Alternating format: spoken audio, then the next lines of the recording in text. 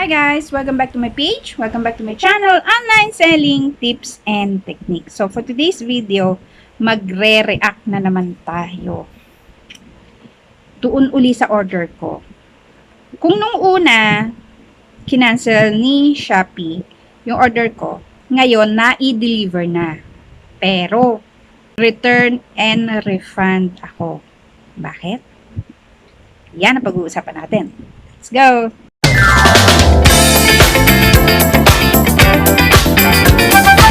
Natuwa ako kasi na-i-deliver na finally yung order kong mga crayons.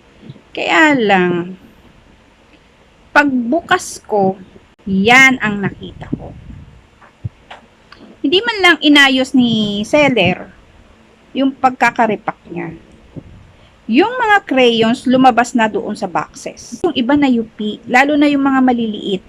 Lalo na yung mga 6 colors lang at saka 8 colors. Yun ang na-UP talaga. Diyos ko, sabi ko, ano ba naman ito? Paano matutuwa ang mga buyers niya kung ganyan kayong magbalot? Basta lang maibalot. Tapos, okay na sana eh. Kasi in-order received ko na. Kaso, habang ginagawan ko ng paraan para hindi siya mahulog, kasi nga yung ilalim, medyo yupi-yupi na. Yung iba medyo may punit ng konti. Sabi ko, okay lang, basta walang sira.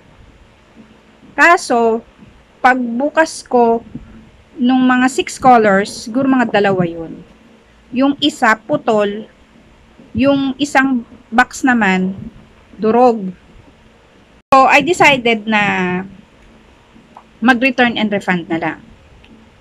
So, hindi ko na kinonsult si seller, diretso na ako sa customer service. Good thing naman, at mabilis ang pagre-return and refund nila. At humingi na rin ako ng help sa kanila para ma-process yung pagre-return and refund ko. So, ginawa ng paraan ni customer service. Salamat sa'yo.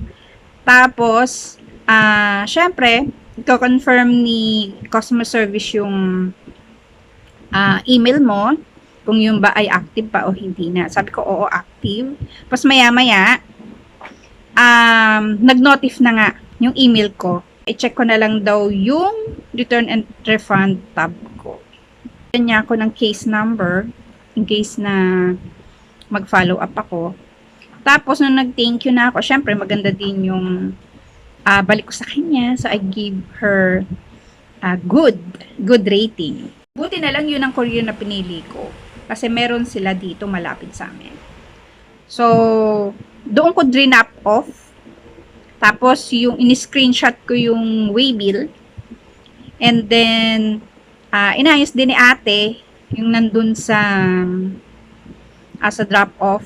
Pagdating ko dito sa bahay, chinek ko na yung maya-maya. Siguro wala pang 5 minutes.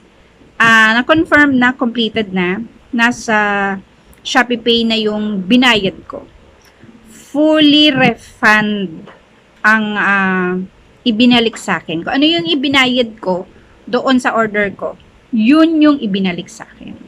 So, nakakatawa naman kasi mabilis na sila ngayon. Dati-dati kasi, inaabot ng 2 to 3 days bago mabalik sa'yo yung pera. Ngayon, hindi na. Minutes na lang. Karaan pa pala, umorder naman ako ng pillowcase. Na yung medium, ibang shop yun. Okay, yun. So, I rated the seller 5 star. Kaya lang yung isa, yung large. Expected ko, large lahat. So, pag sinabi mong large, malaki. And then, pare-parehas ng size. Pagdating sa akin, malaki, dalawa maliit. Ganyan sila seller. Tapos sabi niya, kasi iba, ma'am, iba po kasi nagbabalot. Sabi ko nga sa kanya, kahit na iba ang nagbabalot, kailangan i-double check mo pa rin. Kung merong mang issue, halimbawa yan, ganyan, maliit. Iba-iba naman kasi ang pananaw o iba-iba ang intindi ng mga buyers kasi. Tapos hinihingan niya ako ng video. Yan na naman tayo sa video eh. Kung nga pictures okay lang. Seller din ako pero hindi ako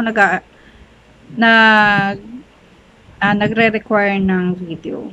Sabi niya para daw makita talaga. Pictures okay lang. That's enough. So, hindi niya na ako napilit. Kailangan mo pa rin siyang i-double check. Kasi hindi lahat ng buyer hindi kikibo. Ako kumakibo ako. Kasi nagbabayad naman ako ng tama. Sana yung ibang seller, pakiayos naman ng ang packaging. Para hindi naman madala yung inyong mga buyers. Okay? So, ang ending, lilipat ako sa iba. Kaya lang, I thought it was for the better. Hindi pala for the better, for the worse pala. Bad trip ako kanina nung nakita. Wow.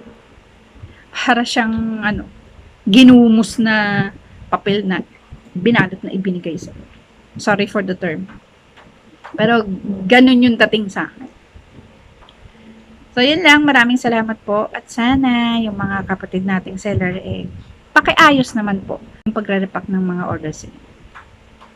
Para, in return, bibigyan din kayo ng 5 stars. So, thank you for watching. Ilan po. Bye!